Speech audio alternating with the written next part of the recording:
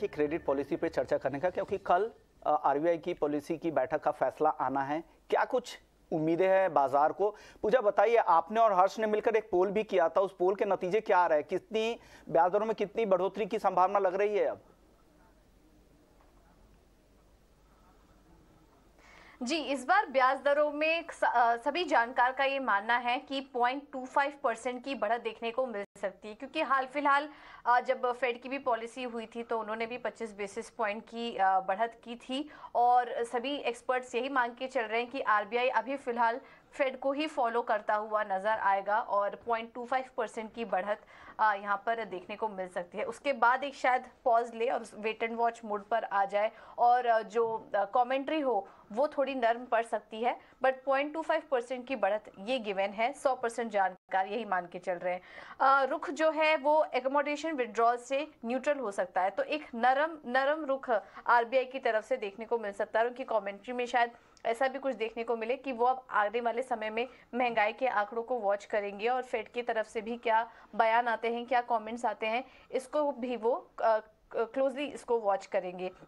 और अब हम हाल फिलहाल में ये भी देख रहे हैं कि कच्चे तेल के दाम में भी एक बढ़त हुई है, $85 के पास पहुंच चुके हैं।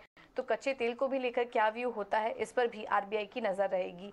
महंगाई को कम करने पर फोकस आगे भी बना रहेगा और जैसा कि हमने बताया कि इन्फ्लेशन ट्रेंड, एनर्जी प्राइसेस कैसी आ रही हैं, इस पर फेड का बयान काफी अहम होगा।